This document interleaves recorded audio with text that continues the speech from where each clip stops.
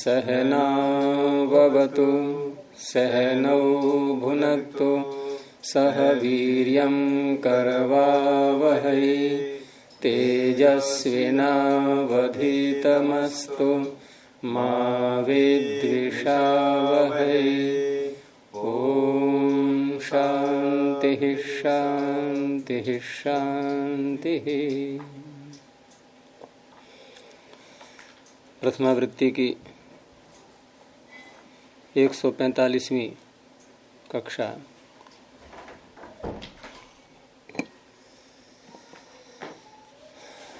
अनुपसर्गाद्वा यहाँ तक सूत्र हो गए थे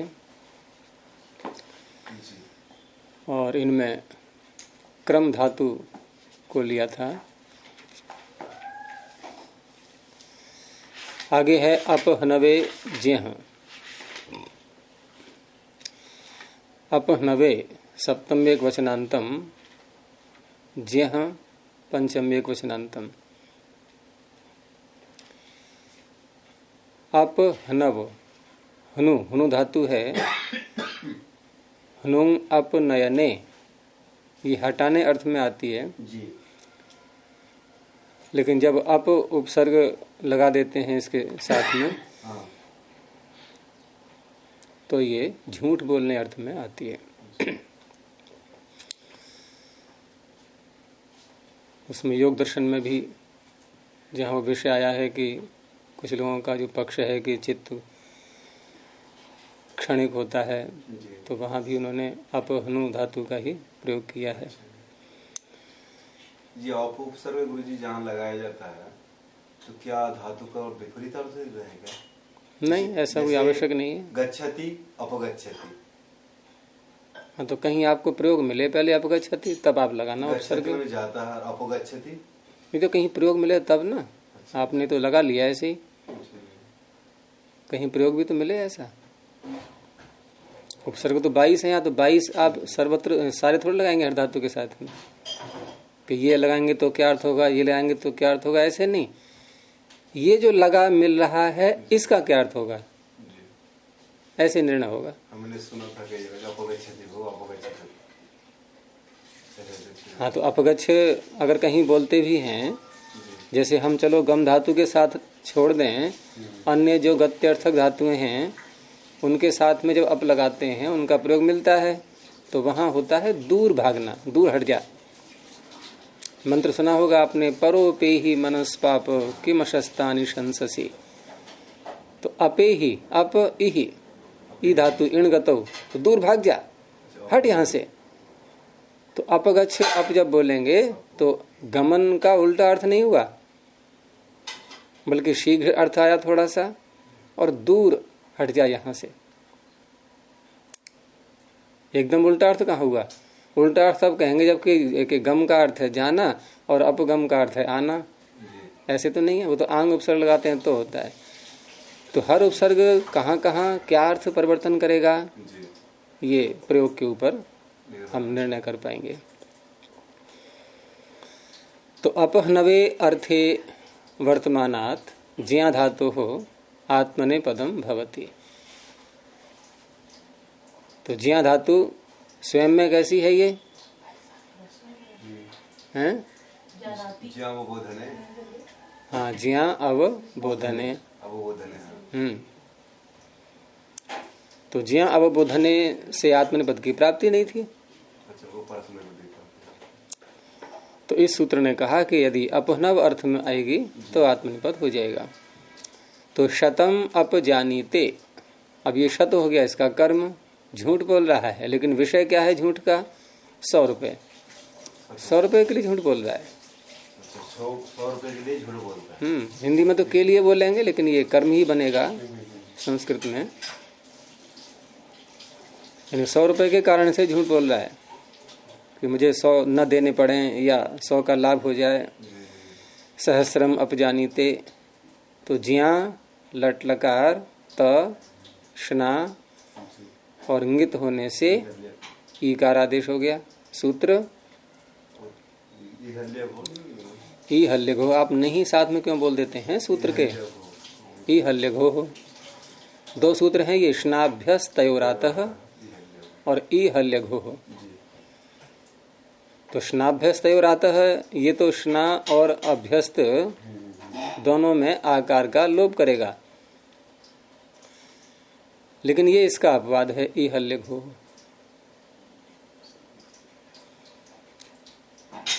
क्योंकि अभ्यस्त धातुएं जो द्वित्व करके दा इत्यादि हैं वो ही बनती हैं, लेकिन यहां पर ईकार जब आदेश होगा तो घू संज्ञकों को छोड़ दिया गया है।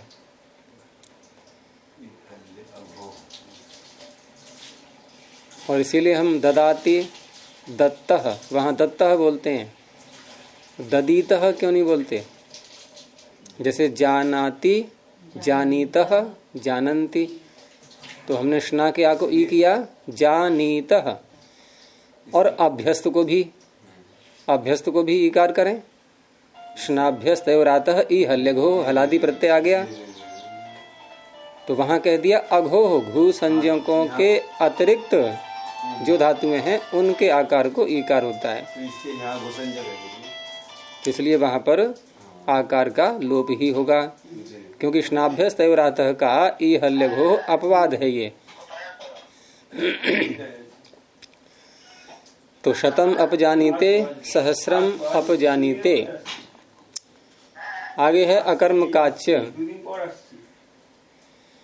अकर्मकात पंचमेक वचनांतम च अव्ययपदम, ऊपर से ज्या की अनुवृत्ति ले लेंगे। अकर्मकात ज्या धातो हो आत्मनेपदम भवति। अकर्मक ज्या धातु से आत्मनेपद हो जाएगा। पीछे कैसी थी ये? सकर्मक थी। शतम और सहस्रम ये कर्म थे इसके। कोई भी कर्म हो सकता है ना जी? हैं? शतम मतलब झूठ बोलना अर्थ निकलना चाहिए। कोई भी कर्म का आप क्या कोई विषय ले लो, नहीं इस बात के लिए झूठ बोल रहा है, बस खाने के लिए बोल रहा है, जानने के लिए बोल रहा है, कोई विषय तो आएगा। झूठ बोलना अर्थ होगा तब, और कर्म बनेगा। वो जो विषय झूठ बोलने का होगा वो कर्म बनेगा उसका। ग्रामम गंतुम अपजानीते, ऐसे कर सकते हैं। गंतुम क्यों बोलेंगे फिर? ग्रामम अपजानीते बोलेंगे। हाँ, गाँव के लिए झूठ बोल रहा है। अब गाँव के लिए क्या बोल रहा है वो बात छिपी हुई है, वो प्रकरण क्या चल रहा है वहां पर, उस तरह से देखेंगे। लेकिन प्रयोग मिलते नहीं है ऐसे, और ये शतम सहस्रम के तो प्रयोग मिलते हैं, उसके आधार पर इन्होंने दे दिए उदाहरण। तो अकर्मक के रूप में जब ये आएगी तब भी इससे आत्मनिपद हो जाएगा। तो यहां दिया है सर्पिशो जानीते, भोजन का विषय आया करने का, लेकिन रुचि नहीं थी भोजन की, ज्यादा भूख नहीं लगी थी। किसी ने बताया देखो इसमें घी पड़ा हुआ है, कि अच्छा घी पड़ा हुआ है तो मैं खा लूंगा। तो सर्पिश के कारण से प्रवृत्त हो रहा है भोजन में। लेकिन घी नहीं है, घी समझकर खाता है। हाँ, समझ के खाएगा तभी तो समझाया कोई, या धोखे से समझ लिया उसने, या किसी ने बता दिया। तो सर्पिश शब्द ये घी के लिए आता है, मूर्धन्य षकारांत। और यहाँ सर्पिश में षष्ठी विभक्ति करने का सूत्र अलग से है, ज्यों विदर्थस्य करणे, ये दूसरे अध्याय में आएगा।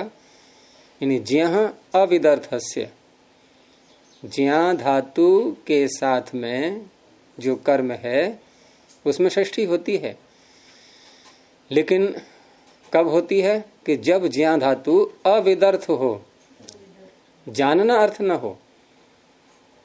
यहाँ प्रवृत्ति अर्थ है एक प्रकार से, सर्पिशो जानीते, घी के कारण से प्रवृत्त हो रहा है, घी समझ करके।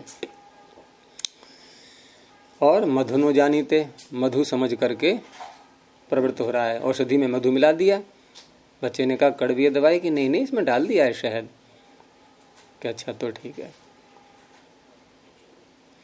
तो सर्पिशः मधुनः ये षष्ठी हो जाएगी, ज्यों विदर्थस्य करणे। करण कारक में, कर्म में नहीं, कर्ण में, करण में षष्ठी है, करण कारक है ये सर्पिश और मधु, क्योंकि ये उसकी प्रवृत्ति में कारण बन रहे हैं। करण कारक में षष्ठी हाँ, ज्यों विदर्थ से करणे संप्रतिभ्याम अनाध्याने, संप्रतिभ्याम पंचमी द्विवचनांतम, अनाध्याने सप्तम एकवचनांतम। आध्यान कहते हैं चिंता करना, सोचना, विचार करना, ध्येय चिंतायाम, और न आध्यानम अनाध्यानम तस्मिन अनाध्याने। अर्थात यहाँ पर स्मरण तो कर रहा है, ध्येय चिंतायाम, आध्यान, लेकिन वो वैसा चिंतन नहीं है। ये उत्कंठा पूर्वक जो स्मरण है वैसा चिंतन नहीं है, अर्थात अनाध्यान है ये। तो उस अर्थ में जब धातु आएगी ये, तो उस अवस्था में इसका प्रयोग करेंगे। यहाँ चिंतन अर्थ नहीं निकलेगा इससे, अपितु एक अपना वाक्य बोलना, प्रतिज्ञा करना, किसी बात का निश्चय करना कि ऐसा करूंगा मैं, तो उस अवस्था में ये सूत्र लगता है। और सम और प्रति उसमें उपसर्ग रहेंगे। समच प्रतिश्च इति संप्रति ताभ्याम संप्रतिभ्याम। तो सम प्रति इत्येवं पूर्वात् अनाध्याने अर्थे वर्तमानात् ज्या धातु हो आत्मनेपदम भवति। जैसे किसी से कहा कि 100 रुपये आपको देने हैं, अब वो प्रतिज्ञा कर रहा है, तो शतम संजानीते, 100 रुपये देने की प्रतिज्ञा कर रहा है। सहस्रम प्रतिजानीते, तो शतम सहस्रम संजानीते प्रतिजानीते। प्रतिज्ञा जो हम बोलते हैं उसमें क्या है धातु, उपसर्ग क्या है, प्रति। यही तो है। देखो यहाँ प्रतिजानीते उसका रूप बन गया। प्रतिज्ञा का रूप क्या बनेगा लट में, प्रतिजानीते, तो अर्थ वही तो होगा जो प्रतिज्ञा का अर्थ है। हाँ, सम का हम प्रयोग नहीं कहते हैं, सम में बनता है संज्ञा यानी कि नाम, लेकिन यहाँ जब प्रयोग करेंगे हम संजानीते, तो जो प्रतिजानीते का अर्थ है वही संजानीते का अर्थ है। कैसे पता लगा, सूत्रकार का प्रमाण है इसमें। सूत्रकार कह रहे हैं कि सम प्रतिभ्याम, दोनों उपसर्ग एक ही अर्थ में है। ध्यान आपने मतलब ध्येय चिंतायाम, तो ध्येय जो बनता है वो ध्येय नहीं है, ध्ययी, ध्ययी चिंतायाम धातु। तो आध्यान कहते हैं चिंतन, लेकिन यह है अनाध्यान। यहाँ कोई 100 रुपए के विषय में वो सोच नहीं रहा है, प्रतिज्ञा कर रहा है। सोचना अलग चीज है, अनाध्यान अर्थ में लेना है इसको। अगर आध्यान अर्थ होगा 100 रुपए में सोच रहा है, तो होगा शतम संजानाति,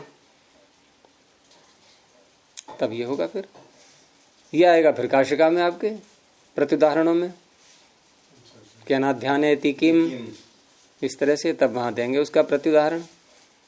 ये है उदाहरण प्रथम वृत्ति में, और उन्हें कहते हैं प्रत्युदाहरण, उल्टे उदाहरण जहां सूत्र नहीं लग पाया।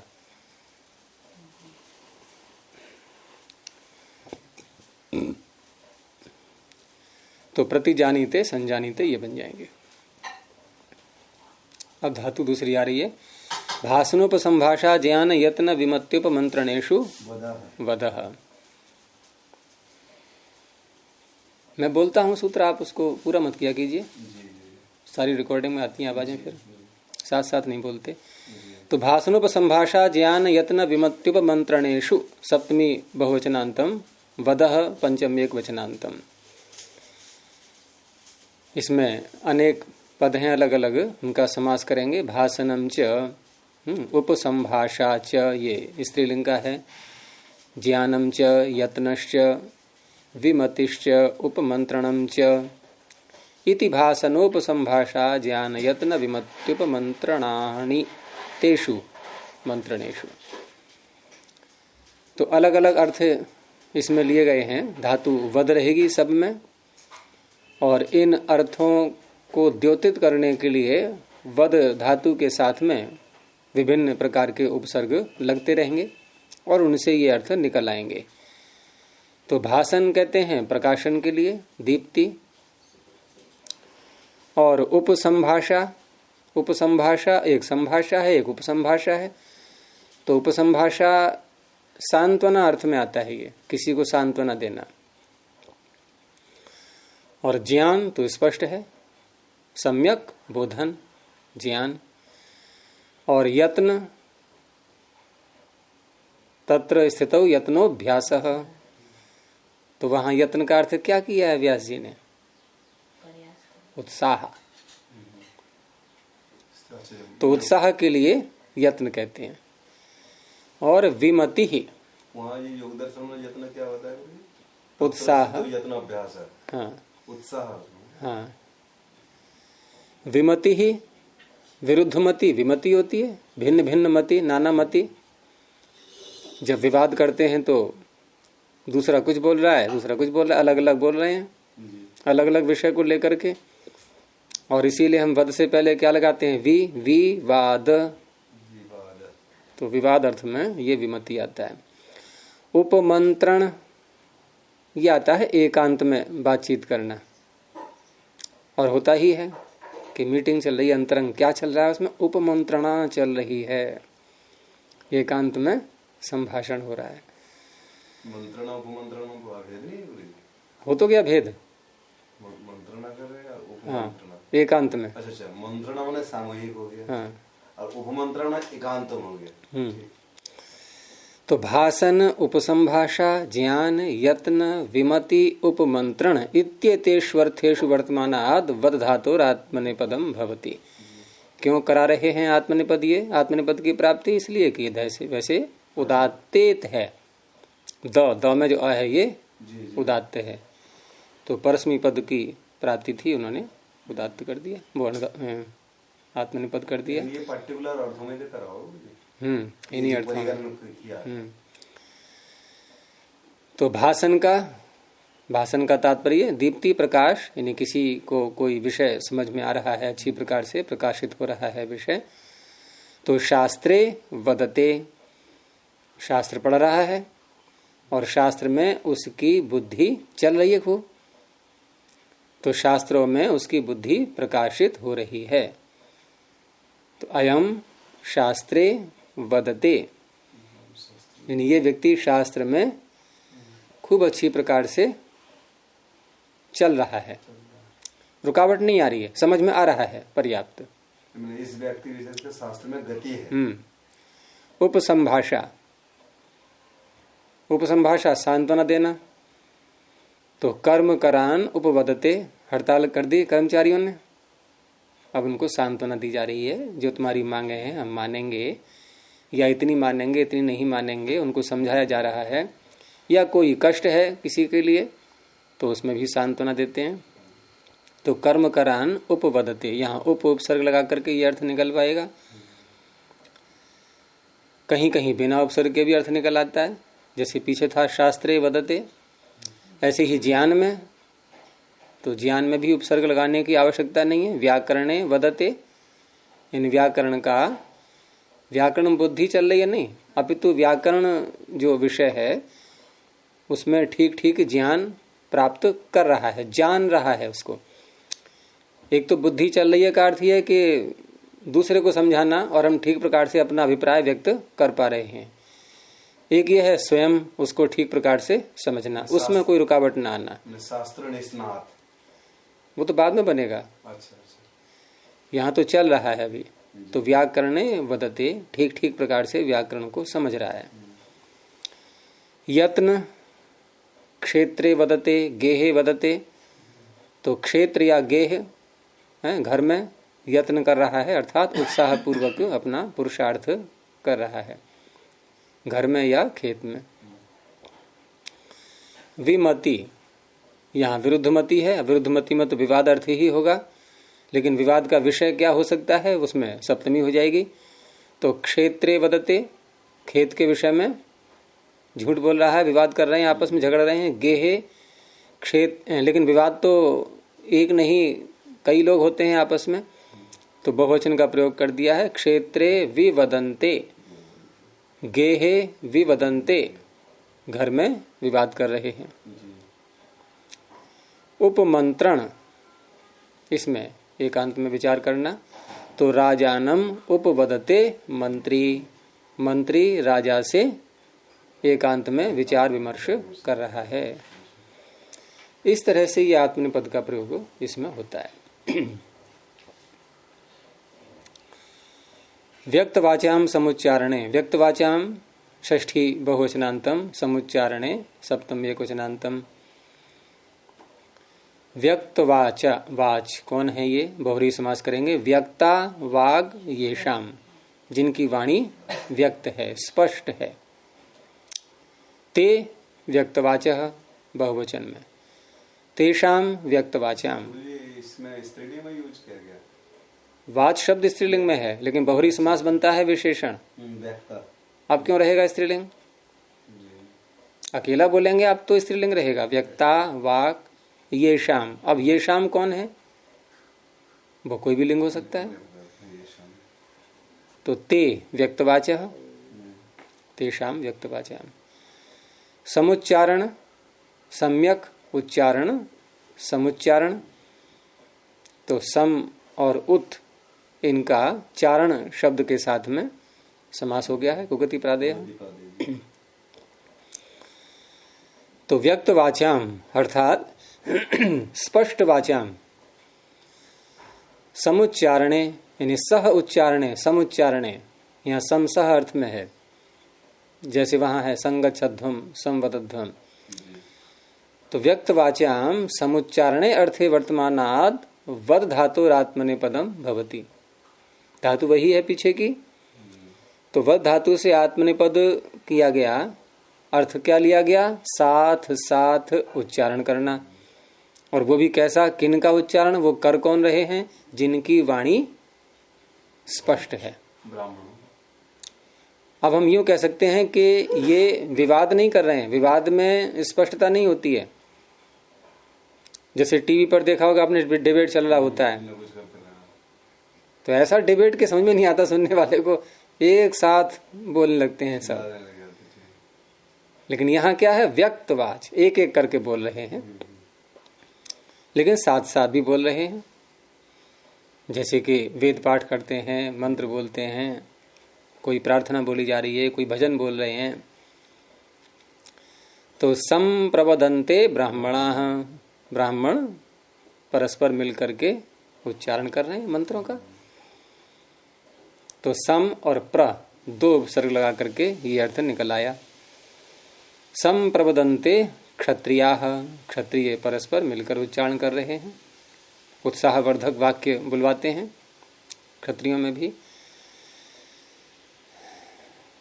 अनोह अकर्मकात, अनोर अकर्मकात, अनोह पंचम एकवचनांतम, अकर्मकात पंचम एकवचनांतम।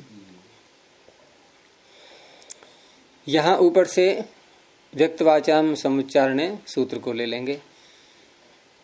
केवल एक उपसर्ग की यहाँ शर्त लगा दी है और साथ में अकर्मक भी होना चाहिए। तो अनोह अर्थात अनुपूर्वात, अकर्मकात वद धातु हो, व्यक्तवाचाम समुच्चारणे आत्मनेपदम भवति। अब यहाँ व्यक्तवाणी वालों का उच्चारण भी है, साथ में अनु उपसर्ग भी लगा है, लेकिन कर्म नहीं बोलना है, कर्म नहीं होना चाहिए, अकर्मक। तो अनुवदते, अनु उपसर्ग लगाना ही है, तो अनुवदते रूप बनेगा। लेकिन ये अर्थ कैसे निकलेगा? व्यक्तवाचाम समुच्चारणे और अकर्मक भी हो। तो आगे शब्द जोड़ा है कठः कलापस्य, अनुवदते कठः कलापस्य, अनुवदते मौद्गः पैपलादस्य। हाँ, तो अनुवदते कठः कलापस्य अर्थात जैसे कलाप शाखा का अध्येता, ये शाखाओं के नाम है वेदों की, कठ है, कलाप है। तो जैसे कलाप शाखा का अध्येता बोलता है, वैसे ही उसके बाद दूसरा उच्चारण कर रहा है। वो कौन शाखा का है? वो कठ है। तो अनुवदते कठः कलापस्य, यानी कठ कलाप का अनुकरण कर रहा है, लेकिन स्पष्ट दोनों बोल रहे हैं, और तभी उच्चारण कर पाएगा दूसरा। अगर पहले वाले ने स्पष्ट नहीं बोला है तो दूसरा कैसे उच्चारण करेगा? ब्राह्मण, ब्राह्मण ब्राह्मण ग्रंथ में है क्या? वेदों की शाखाएं। अच्छा, ब्राह्मण ग्रंथ से क्या तात्पर्य? वेदों की शाखाएं हैं ये। ऐसी अनुवदते मौद्गः पैप्पलादस्य, पैप्पलाद शाखा वाला वो मौद्ग पैप्पलाद शाखा वाला जैसा बोल रहा है वैसा ही मौद्ग बोल रहा है। मौद्ग क्या है? शाखा? शाखा वाला हो जाएगा यहाँ पर। शाखा तो ठीक है, लेकिन यहाँ उस शाखा का जो अध्येता है उसको कहेंगे अब।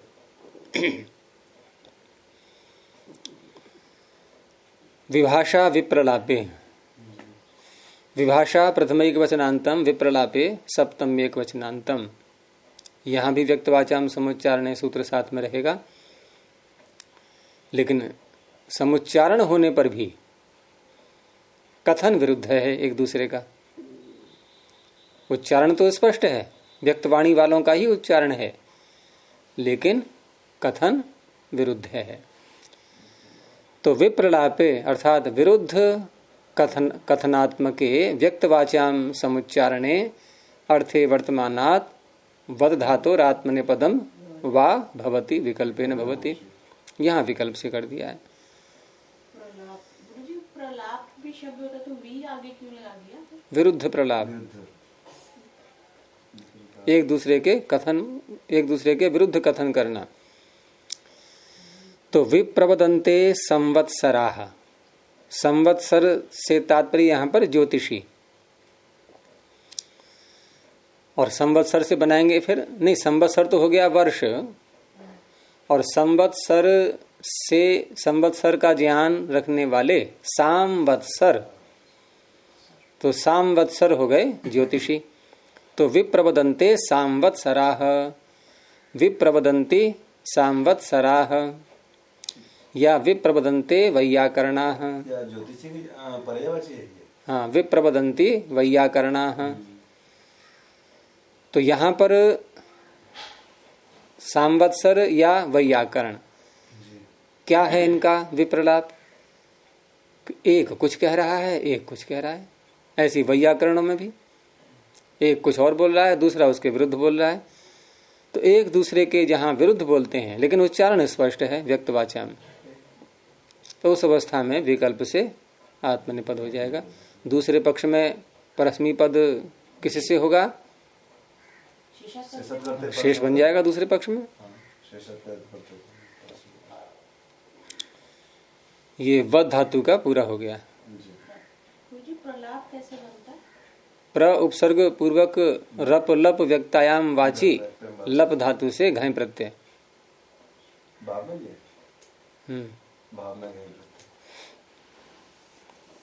ये गुरुजी प्रत्यय भाव से विरुद्ध ले लेंगे तो अर्थ बदल जाएगा? बदल जाएगा। जिस कारक में लेंगे वैसा ही अर्थ बनेगा। जिस कारक में लेंगे वैसा अर्थ बनेगा। जैसे हम कहते हैं दर्शन शब्द, तो दर्शन में लिट प्रत्यय हुआ, तो लिट प्रत्यय अधिकरण अर्थ में करेंगे हैं, दृश्यते अस्मिन इति दर्शनम, तो बन जाएगा पुस्तक। और करण में करेंगे दृश्यते अनेन इति दर्शनम, तो आंख को भी कह सकते हैं। तो ऐसे अर्थ बदल जाते हैं। और भाव में कहेंगे कि दर्शनम इति दर्शनम, ये भाव में हो गया, तो केवल मात्र देखना बस। क्रिया को कहेगा फिर वो भाव क्या है? क्रिया, क्रिया को भाव कहते हैं। ये करण में नहीं, अधिकरण में लिया ना, दृश्यते अस्मिन इति दर्शनम, तो ये करण, ये अधिकरण अर्थ में लुट ले आएगा। अधिकरण में दृश्यते आने नहीं थी।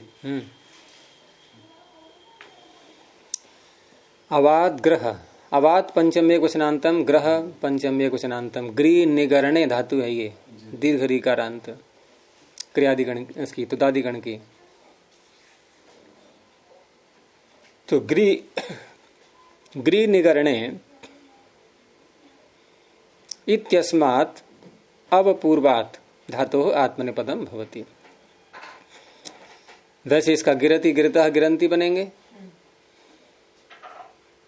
ये गिरी बनता है ना गुरु जी, स्वतः प्रमाणम परतः प्रमाणम कीरांगना यत्र गिरो गिरंती द्वारस्थ नीडांतर सन्निरुद्धा जानी ही तन मंडन मिश्र धाम।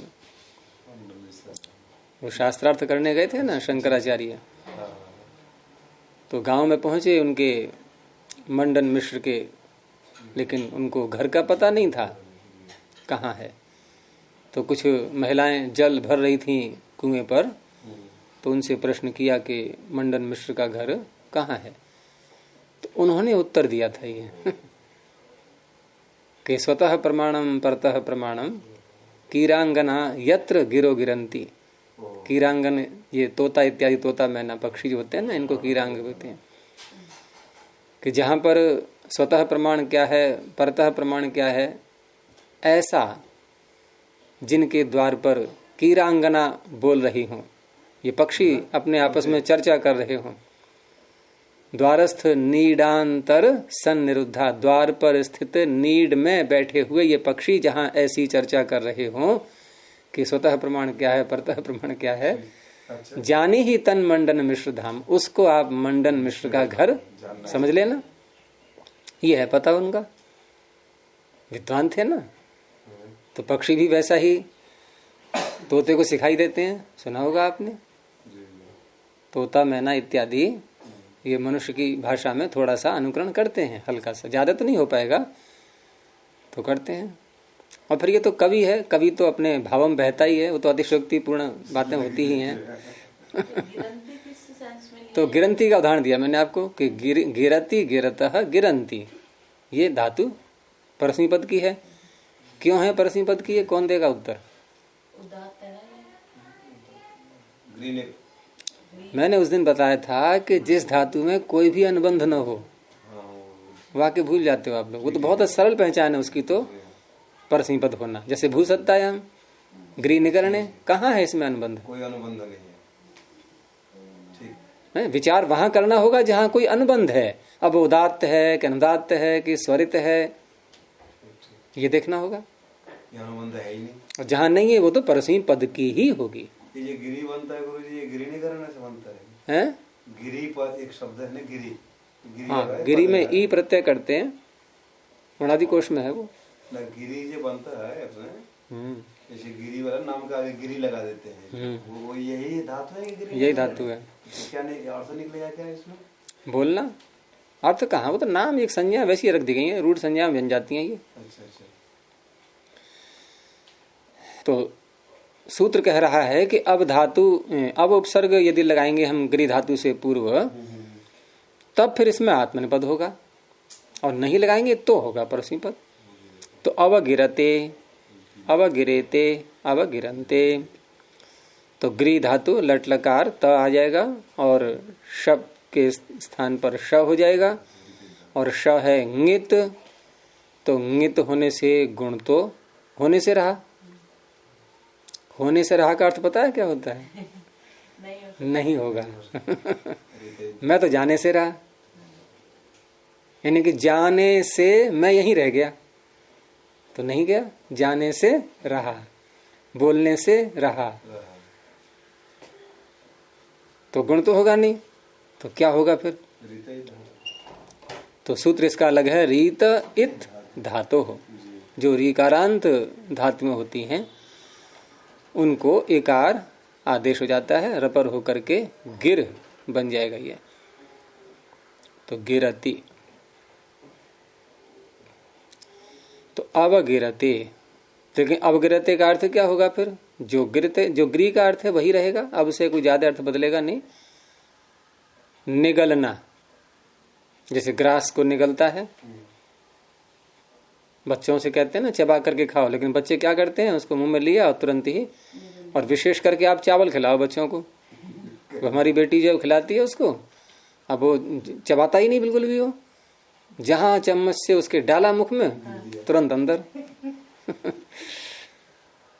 तो निगलना, हिंदी में हम निगलना बोलते हैं नहीं, तो अगर इसमें हम ल की जगह र बोल दें तो क्या बनेगा? निगरना, यही है शुद्ध वास्तव में देखा जाए तो निगरण। क्योंकि पाणिनि ने भी धातु का अर्थ क्या किया, ग्री निगरणे। तो अर्थ जब करते हैं धातु का तो वैसे प्रायः शैली क्या होती है, किसी और धातु से बने शब्द को लाते हैं, जैसे भूसत्तायाम। अब सत्ता तो भू से नहीं बना, ये तो क्या कहते, भू भावे, एध एधने, ऐसे बोलना चाहिए था ना। लेकिन और धातु से लाते हैं, जैसे कुछ और भी धातुएं जुड़ जाती हैं उसके साथ में। लेकिन यहाँ क्या क्या, गृह निगरणे। 3 प्रकार की शैली है पाणिनि की धातु का अर्थ करने की। एक तो उसी धातु से अर्थ बोल देंगे, जैसे डुक्रे। अब करणे किससे बना, करण किससे बना, इसी से बना। और क्री का अर्थ कर रहे हैं। जैसे कोई अपने कंधे पर स्वयं चढ़ के बैठ जाए। एक तो ये शैली हो गई। और ये धातुएं ऐसी जो होती हैं, ये एक तरह से कह सकते हैं इनको अद्वितीय,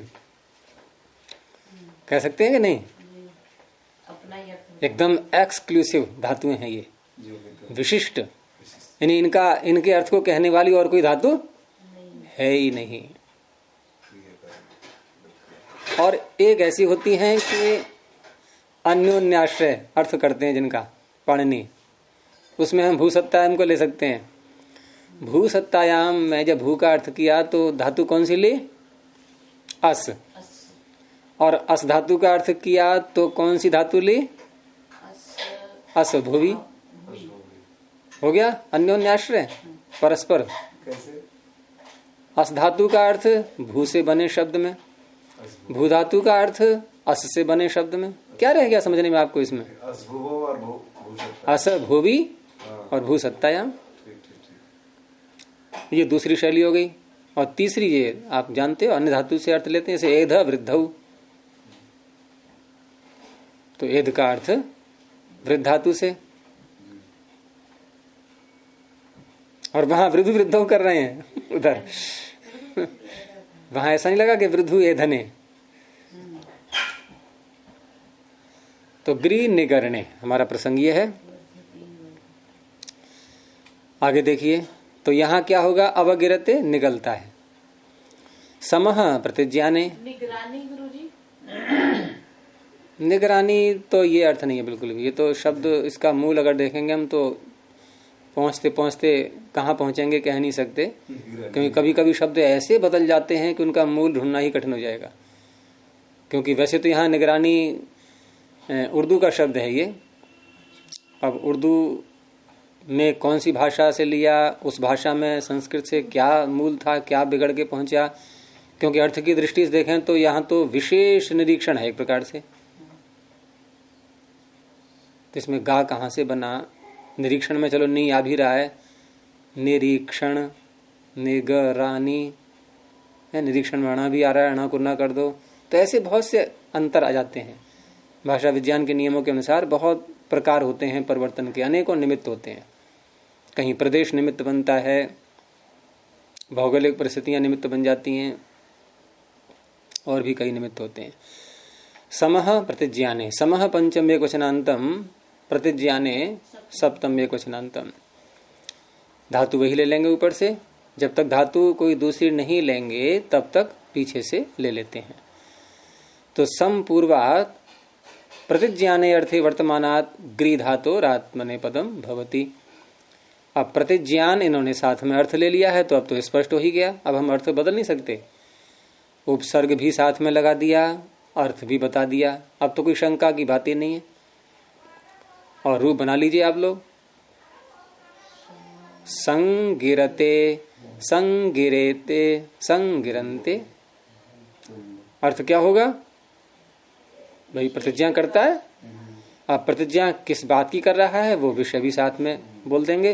तो शतम संगिरते, 100 रुपए की प्रतिज्ञा करता है, स्वीकार करता है। नित्यम शब्दम संगिरते, क्या अर्थ हुआ, शब्द नित्य है ऐसा स्वीकार करता है, प्रतिज्ञा करता है। न्याय दर्शन में चलता ही है शब्द का। तो अयम नित्यम शब्दम संगिरते, तो ये आत्मनेपद हो गया। उदश्चरः सकर्मकात्, धातु बदल गई। उदः पंचम एकवचनांतम, चरः पंचम एकवचनांतम, सकर्मकात् पंचम एकवचनांतम। सकर्मकात् सह कर्मणा इति सकर्मकः, जो कर्म के साथ है। हाँ, कर्मणा सह सकर्मकः, तो बहुरी समास कर देते हैं। और सह के स्थान में स आदेश हो जाता है, उधर कप प्रत्यय हो जाएगा अंत में। इसमें संजय में सकर्मक ना, वो तो ये सकर्मक बना, स भाव संजयम, संजयम में सह के भाव क्या? कई अर्थों में है, कई अर्थों में है। बस सह को स समझ लो आप, किस अर्थ में है वहां देखते रहना। कई अर्थों में है सह को स आदेश। ग्रंथांताधिके च द्वितीय चानुपाख्ये इत्यादि। तो सकर्मक का प्रत्यय करके सकर्मक। तो उत्पूर्वात् सकर्मकात् चर धातुर आत्मनेपदम भवति।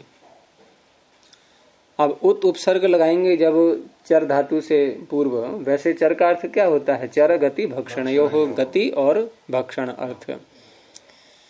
लेकिन यहाँ उत उपसर्ग लगा दिया गया है, तो इसका तात्पर्य है कि दूसरों से हट करके या किसी की आज्ञा का उल्लंघन करके एक अलग ही दिशा में कोई व्यक्ति जा रहा है। जैसे घर में एक व्यवस्था बनाई और शैतान बच्चे होते हैं, नहीं स्वीकार करते, या कोई बड़ा व्यक्ति है वो नहीं मान रहा है और अलग एक अपनी बात कुछ कर रहा है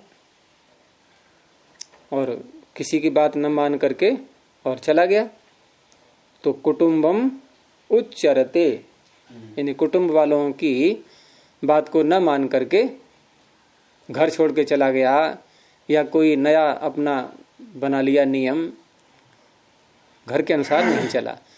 ऐसे ही कुटुंब गेहम उच्चरते, कुटुंबम उच्चरते। गुरु वचनम उच्चरते, गुरु के कथन को, वचन को न मान करके और चला गया। तो उच्चरते, स्तोह शुना शुहु, चकार हो जाएगा उच्चरते। समस तृतीया युक्तात्, समः पंचमे कुचनांतम, तृतीया युक्तात् पंचमे कुचनांतम।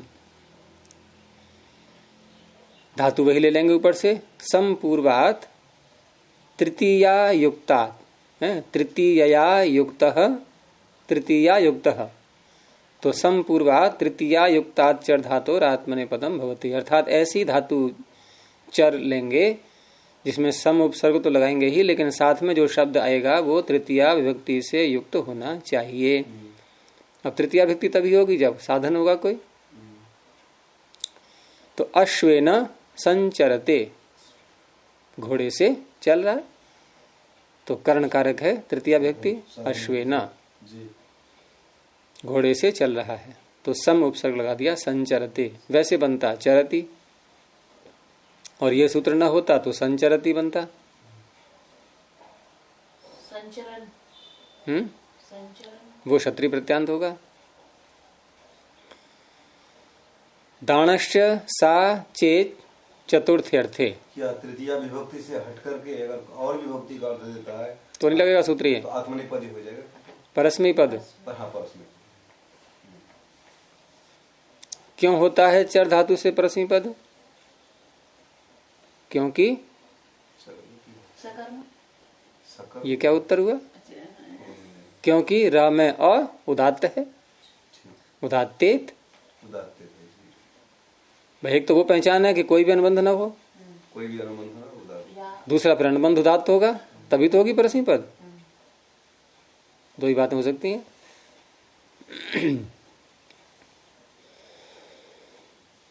दानश्च साचे चतुर्थर्थे, दान पंचमे वचनांतम, सा दान च अव्यपदम, सा प्रथमैक वचनांतम, चेत अव्यपदम, चतुर्थ्यर्थे सप्तम एक वचनांतम। तो ऊपर का सूत्र पूरा यहां ले लेते हैं। तो सम पूर्वात तृतीया युक्तात्, दाण धातु, धातु हट चुकी है पीछे से, पीछे चर थी, पीछे चर धातु जो आ रही थी समस्त तृतीया युक्तात् में, तो वहां समस्त तृतीया युक्तात् सम उपसर्ग जोड़ा गया था चर के साथ में। अब वही सम उपसर्ग जोड़ेंगे दाण धातु के साथ में, लेकिन तृतीया यहां भी रहेगी, परंतु वह तृतीया किस अर्थ में आएगी वो सूत्र में बता रहे हैं। तो समस्त तृतीया युक्तात् निसम पूर्वा तृतीया युक्तात् दाण धातु हो आत्मने पदम भवति, सा तृतीया चतुर्थ्यर्थे चेत, सा चेत तृतीया चतुर्थ्यर्थे स्यात्, तृतीया चतुर्थी के अर्थ में होगी। वो कैसे होगी आगे देखते हैं। तो जैसे वाक्य है कि स्वयं ओदनम भुंक्ते उपाध्यायेन सक्तून संप्रयच्छते, स्वयं क्या खा रहा है, चावल, ओदनम भुंक्ते हैं, और गुरुजी को क्या पकड़ा दिया, सत्तू। तो अशिष्ट व्यवहार, अपमान। तो चावल के विशेष माना गया, चावल को विशेष माना गया। हाँ, चावल विशेष है। ओदन पाणिनि, यहाँ नहीं सुना है आपने? पाणिनि के शिष्य तो बहुत चावल खाते थे भाई। सत्तू और चावल में अगर तुलना करोगे तो चावल महंगा होगा कि सत्तू महंगा होगा? चावल से ज्यादा महंगा। 50 रुपए पाव है। चने का सत्तू? हाँ नहीं, चने का सत्तू नहीं। अच्छा, एक सामान जौ का सत्तू। मुख्य तो उसी का होता है वैसे, जौ का ही, यब का, और गर्मी में उसी को लेते हैं। तो स्वयं है ओदनम भुंक्ते। ये तो वाक्य से देना पड़ा है कि ये दाण धातु का हम जो प्रयोग दिखाएंगे सम उपसर्ग पूर्वक, तो चतुर्थी तृतीया चतुर्थी के अर्थ में कैसे आएगी ये दिखाने के लिए। तो उपाध्यायेन, यहाँ तृतीया आ गई, सक्तून सम प्रयच्छते, लेकिन अर्थ क्या हुआ इसका, उपाध्याय के लिए। कौन सी व्यक्ति है, चतुर्थी। अब प्रयोग कौन सा कर रहे हैं हम, तृतीया का।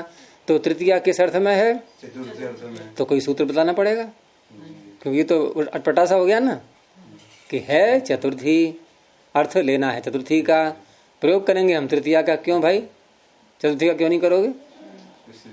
तो प्रयोग मिलते हैं ऐसे, तो सूत्र तो नहीं है, लेकिन वार्तिककार ने वार्तिक बना दिया है कि अशिष्ट व्यवहारे तृतीया चतुर्थ्यर्थे भवति इति वक्तव्यम। उसने अपनी बात पूरी कर दी कि अशिष्ट व्यवहार जहां हो, क्योंकि उससे पहचान भी जाती है। अब वैसे हम बोलते हैं कि स्वयं ओदनम भुंक्ते उपाध्याय सक्तून संप्रयच्छते, तो एक साधारण सा वाक्य बन जाएगा। भाई क्या पता उन्होंने उनको अनुकूल नहीं पड़ते हो चावल, तो उनको उसने सत्तू दे दिए, स्वयं चावल खा लिए, इसमें कोई अशिष्ट व्यवहार नहीं है। तो अशिष्ट व्यवहार भी पता लग जाए तो कुछ तो दिखाई देना चाहिए अंतर वाक्य में, वो अंतर विभक्ति का आ गया कि ऐसी विभक्ति यदि आ रही है तो समझो अशिष्ट व्यवहार है। और अगर हम चतुर्थी बोलेंगे यहाँ पर, तो फिर ये व्यवहार गलत नहीं है, उनको सत्तू ही चाहिए थे, वही उनके लिए अनुकूल है। हाँ तो अशिष्ट व्यवहारे तृतीया चतुर्थ्यर्थे भवति इति वाच्यम। तो इस तरह से है संप्रदान ही वो, लेकिन इस वार्तिक से तृतीया हो गई और चतुर्थी के अर्थ में हो गई है।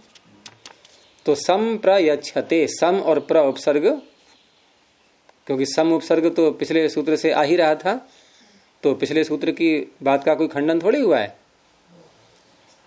कोई कहे कि यहाँ प्र क्यों लगा दिया, तो प्र लगा दिया तो समस्त तृतीया युक्तात् ने ये तो नहीं कहा था कोई और उपसर्ग मत लगाना, सम अवश्य होना चाहिए। तो दो उपसर्ग हैं इसमें, सम और प्र। और दाण धातु है, दाण को यच्छ आदेश हो जाएगा, पा घ्रा धमा स्थापना सूत्र से, तो सम प्रयच्छते। हाँ,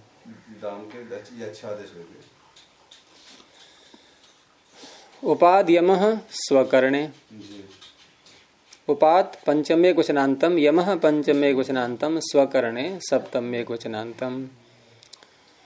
उप पूर्वात, स्वकर्ण, स्वकर्ण कहते हैं विवाह करने के लिए, तो स्वकर्णे अर्थे वर्तमानात् यम धातोरात्मनेपदम भवति। वैसे यम का अर्थ क्या है? यम उपरमे। लेकिन जब उपसर्ग लगाते हैं तो इसका अर्थ विवाह करना हो जाता है। उपरम अर्थ ना होकर करके विवाह अर्थ हो गया। और धातु का अर्थ ही दिया यम उपरमे, तो क्या हुआ? यम का अर्थ उपरम। वो 5 यम उनसे अच्छा, ये उसके मतलब ये हुआ ना जो नहीं, धातु का अर्थ कर रहे हैं यम उपरम, और ये भी कह रहे हैं कि उपसर्ग लगाने से ये अर्थ हो जाएगा। तो ब्रह्मचर्य से उपरम हो गया। तो उपराम का अर्थ वो भी होता है निवृत्त हो जाना। योग दर्शन में कहा ना यम गुरु यम नियम यम जी है बना, यम उपरम से बना, तो कैसे हो गए? अहिंसा सत्यास्त इनसे उपरम हो गया। आप हिंसा से उपराम हो गए, आप असत्य से उपराम हो गए, आप स्तेय से उपराम हो गए, तो है तो उपराम दूर हट रहे हैं उनसे। लेकिन यहाँ स्वकरण अर्थ लेना है, इसलिए कहना पड़ा इनको। यदि उपसर्ग लगा करके विवाह करना ही अर्थ होता इसका निश्चित, तो स्वकरण कहने की आवश्यकता ही नहीं थी। जब सूत्रकार किसी एक अर्थ को ले रहा है धातु के साथ में, तो इसका तात्पर्य क्या होता है कि अन्य अर्थ भी संभव है, तभी तो एक अर्थ को चुनेंगे। अन्य अर्थ भी संभव है तभी तो चुनेंगे, नहीं तो क्या आवश्यकता थी कहने की ऊपर स्वकरण है। इसके मतलब ये जो शब्द है ना बहुवार्थ धाधा भवन्ति, इसी दृष्टिकोण से कहेंगे। वो आप किसी दृष्टि से लगा लेना। आपका दिमाग कहाँ कहाँ पहुंचता रहता है। जैसे एक धातु के बहुत सारे अर्थ होते हैं ना। हाँ तो होते हैं, ठीक है, हो तो रहे हैं, ये देखो कितने हो रहे हैं। तो कन्याम उपयच्छते, कन्या को स्वीकार करता है, नहीं कन्या से विवाह कर रहा है, पाणी ग्रहण। तो यम धातु में मकार को छकार हो जाएगा, येषु गमी यमाम छह, और आत्मनिपद से हो गया। छे च से तो कागम हो जाएगा, स्तोह शुना शु। ज्या श्रु स्मृ दृशाम सनः, ज्या श्रु स्मृ दृशाम षष्ठी बहुवचनांतम, सनः पंचम एकवचनांतम। ज्या च श्रु च स्मृ च दृश्च इति ज्या श्रु स्मृ दृशः तेषाम ज्या श्रु स्मृ दृशाम, इतर इतर द्वंद्व। अब यहां सनः साथ में और जोड़ दिया है, तो स्पष्ट है कि हमें सन प्रत्यय करके ही लेना है। तो प्रश्न ये उठेगा कि सन प्रत्यय करने के बाद हमें आत्मनेपद क्यों करना पड़ रहा है? तो स्पष्ट है कि परस्मी पद की प्राप्ति थी। तो सन्नंत धातुओं से क्या होता है? क्योंकि अब धातु पाठ में देखेंगे नहीं हम कि क्या अनुबंध लगाया पाणिनि ने, कर्णदातित है, उदात्तित है, ङित है, ङित है, स्वरित है, ये देखेंगे क्या आप? क्यों नहीं देखेंगे? सन्नंत बनने के बाद में ये नया धातु हो गया ना इसमें। हाँ, सन्नंत बनने के बाद सनाद्यंता धातव से धातु संज्ञा होगी। अब इसमें अनुबंध है ही नहीं, आप कहाँ से देख लोगे? भाई सन में न है, न हट गया। नित है तो नित का तो कोई विधान है नहीं, आत्मनिपद प्रतिपद क्या होता है नित से? तो क्या होना चाहिए फिर? कौन सा पद होना चाहिए? आप वही मानो, कोई अनुबंध नहीं है तो परस्मी पद की श्रेणी में जा रहा है ये। लेकिन वहां सूत्र एक बनाया गया कि सन प्रत्यय करने से पहले यदि धातु आत्मनेपद की है तो सन प्रत्यय करने के बाद भी आत्मनेपद होगा। तो उस अवस्था में तो ये सूत्र नहीं लगेगा फिर, क्योंकि पूर्ववत सनः, सन प्रत्यय से पहले धातु अपनी मूल अवस्था में धातु पाठ में यदि आत्मनेपद की है तो आत्मनेपद के ही प्रत्यय आएंगे उससे। तो वहां ये सूत्र बनाना चाहिए था फिर नहीं। अच्छा, अब दूसरा अर्थ लो कि सन प्रत्यय से पहले यदि धातु आत्मनेपद की नहीं है तो क्या होगा? सन प्रत्यय करने के बाद शेष बन गई, शेष बन गई ना, कोई चर्चा ही नहीं की उस विषय में। भाई जिस विषय में कोई चर्चा न की जाए वो शेष हो जाती है अवस्था। तो शेष बन गई नहीं बन गई? जब शेष बन गई तो परस्मै पद की प्राप्ति थी। अब ये जो सूत्र यहाँ बनाया गया है तो ये कैसी धातुओं के लिए बनाया गया है? जो सन प्रत्यय से पहले आत्मनेपद की है या जो सन प्रत्यय से पहले परस्मै पद की है? नहीं, किन के लिए है सूत्र ये? मैं प्रश्न कर रहा हूँ आपसे। हाँ, जो परस्मै पद की है तो ज्या परस्मै पद की है, श्रु परस्मै पद की है। क्या है श्रु में अनुबंध? ज्या में क्या है अनुबंध? ज्या अवबोधने, श्रु श्रवणे। अच्छा, एक अन्य प्रकार की हो सकती हैं उभयपदी, जो कहते हैं हम। तो उभयपदी धातुओं से सन प्रत्यय से पूर्व यदि आत्मनिपद बोलना था हमें तो सन प्रत्यय के बाद भी आत्मनिपद बोलेंगे, वहां कोई आवश्यकता नहीं कहने की। लेकिन सन प्रत्यय से पहले वो परस्मै पद की भी तो थी उभयपद होने से, तो वो भी ले सकते हैं यहाँ इस सूत्र में। वो है स्मृति। सन प्रत्यय से पहले जो धातु आत्मनेपद की है उससे सन प्रत्यय के बाद भी आत्मनेपद होगा। तो इसमें उभयपद वाली धातुएं जो हैं उनसे भी तो सन प्रत्यय के बाद फिर एक अवस्था में आत्मनेपद होगा, एक अवस्था में प्रतिपद होगा। यहाँ नित्य करना है आत्मनेपद, तो वो भी तो ले सकते हैं यहाँ, ये कह रहा हूं मैं।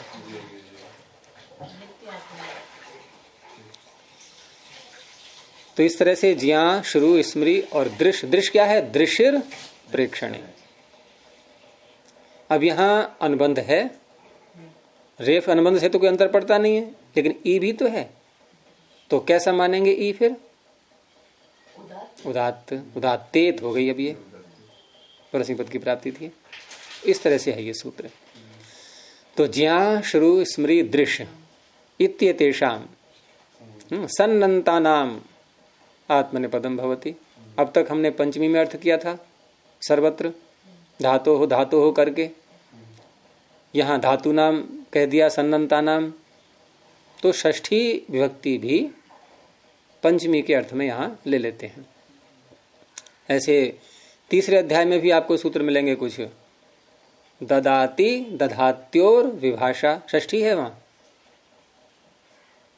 और प्रत्यय कर रहे हैं आगे, जो कि प्रत्यय जहां करते हैं पंचमी होती है नहीं, यहाँ भी प्रत्यय है। ये आत्मनेपद क्या है? प्रत्यय ही तो है ये। तो अब तक पंचमियां थी सारे में, आपने अब तक जो देखे सूत्र, यहाँ षष्ठी भी दे दी है। तो इस तरह से इन चार धातुओं से हम सन प्रत्यय करके रूप बनाएंगे। बना देते हैं, कठिन नहीं है कोई ज्यादा। जैसे ज्या धातु है, सन प्रत्यय किया, ज्या स, सनाद्यंता धातवः धातु, फिर संयंगो हो, द्वित्व कर लेंगे। ज्या ज्या स, पूर्वाभ्यासः, हलादिः शेषः, जा ज्या स, ह्रस्वः, ज ज्या स, और संयतः। सन प्रत्यय जब परे होता है तो अभ्यास में अकार के स्थान में इकार हो जाता है अंगस्य के अधिकार में। तो जी ज्या स। अब इसके बाद लट लकार, और इस सूत्र से आत्मनेपद शब्द आकर के अतोगुणे से पर रूप जिज्ञासते। धर्मम जिज्ञासते, धर्म को जानना चाहता है। गुरुम शुश्रूषते, गुरु को सुनना चाहता है। तो श्रु ह्रस्वकारांत है ये। श्रु सन प्रत्यय, धातु कर्मणः समान कर्तृका दीक्षायाम व सर्वत्र लगाते जाएंगे। श्रु स। अब यहाँ गुण की प्राप्ति होती है, इडागम की प्राप्ति होती है, इन सबको रोक देंगे क्योंकि एको झल सूत्र से इगंत धातु से उत्तर जो झलादि सन प्रत्यय होता है वो कित के समान माना जाता है, तो गुण तो होगा नहीं। लेकिन अज हन गमाम सनी, अजंत हन और गम, इन धातुओं को सन प्रत्यय परे होता है तो दीर्घ हो जाता है। तो शुरू को दीर्घ हो गया, शुरू स को श हो जाएगा। द्वित्व श्रु श्रु श, हलादि ही शेष। शु ह्रस्व भी लगा देंगे, शु श्रु श, शुश्रूषते, सुनना चाहता है। इसी से भाव में प्रत्यय करते हैं अप्रत्ययात, फिर टाप करके शुश्रूषा, सुनने की इच्छा। अप्रत्यय किससे करेंगे? अप्रत्ययात। नष्टम सुस्मूर्षते, नष्ट हुए को स्मरण करना चाहता है, जो नष्ट हो गया है उसको। तो स्मृ है, स्मृ धातु से भी ऐसे ही सन प्रत्यय किया, इडागम नहीं हो पाएगा, एकाच उपदेश दाता, और सन के कित होने से गुण भी नहीं हो पाएगा। लेकिन गुण न होने के बाद दीर्घ भी करेंगे जनगमाम सनी से, तो स्मृ दीर्घ रिकार हो गया। अब यहाँ पर इस री को उकार करेंगे, उद ओष्ठ्य पूर्वस्य, कि ओष्ठ ओष्ठ्य वर्ण यदि पूर्व में है धातु के, री से पूर्व, री से पूर्व यदि ओष्ठ्य वर्ण आ रहा है, ओष्ठों से बोला जाने वाला, कैसी है धातु स्मृति? क्या है री से पूर्व? मकार। कैसा है ये? ओष्ठ्य, ओष्ठ के द्वारा बोला जाने वाला। तो उद ओष्ठ्य पूर्वस्य, यानी ओष्ठ्य पूर्व में है जिसके, ऐसे री के स्थान में उ ह्रस्वकार रपर हो जाएगा। स्मुर, क्या बन गया? स्मुर। पहले दीर्घ री था, लेकिन ओकार तो ह्रस्व ही आया जब सूत्रकार कह रहा है तो स्मुर। अब स्मुर में जो ह्रस्वकार आया है इसको दीर्घ करेंगे। अब इसका सूत्र है हलीच, रो रूपधाया दीर्घ एक हलीच। हल परे होता है तो रेफ और वकार की उपधा को दीर्घ हो जाता है। तो स्मूर स, अब द्वित्व करेंगे, स्मूर स्मूर। आगे अभ्यास के सारे कार्य करके सकार शेष रहेगा प्रारंभ में, और ऊ तो रहेगा ही। तो सु स्मूर और स जो है ये स को श हो जाएगा। इण और कवर्ग का व्यवधान होने पर भी वो इण और कवर्ग से उत्तर, इण और कवर्ग से उत्तर क्या करेंगे? तो किससे उत्तर है ये? इण से उत्तर, वो इण से उत्तर रेफ है ना, इण, तो स को श हो गया। सुस्मूर्षते, सुस्मूर्षते। दिदृक्षते, दृश्य धातु, दृश्य प्रेक्षणे, और दृश्य धातु से यहाँ पर यहाँ भी सन प्रत्यय ला करके और सन को कित करेंगे, लेकिन एको झल नहीं लग पाएगा यहाँ पर। हलंताच्य, एको झल के आगे सन कित होने से गुण होगा नहीं, और उसके बाद अन्य कोई कार्य भी यहाँ संभव नहीं है। तो दृश्य, दृश्य में जो है फिर यहाँ इसको द्वित्व कर लेंगे, दृश्य दृश्य स। और अभ्यास में, अभ्यास में क्या क्या करेंगे? हलाधिशेष द्रि दृश्य स। फिर री है, री को उहु अत, री को अकार हो जाता है, रपर हो जाएगा दर दृश्य स। फिर हलाधिशेष द दृश्य स, फिर संयतः दि दृश्य स। और दृश्य शकार को वृश्च भ्रश्च सृज मृज से मूर्धन्य शकार, और मूर्धन्य शकार करते ही सकार को, सकार को शकार नहीं, मूर्धन्य शकार हो गया। और मूर्धन्य शकार के बाद फिर षढ़ो कह सी, सकार पर है तो श को क भी हो जाएगा। तो दृक्, और दृक् हो गया तो इण को हो, कवर्ग से उत्तर सकार आ गया तो मूर्धन हो गया। तो दिदृक्ष ते, देखना चाहता है, हो गया, ज्यादा लंबा हो गया। तो इस तरह से ये सन्नंद धातुओं से आत्मनिपद का सूत्र है। इतना ही रखते हैं। प्रणव ध्वनि।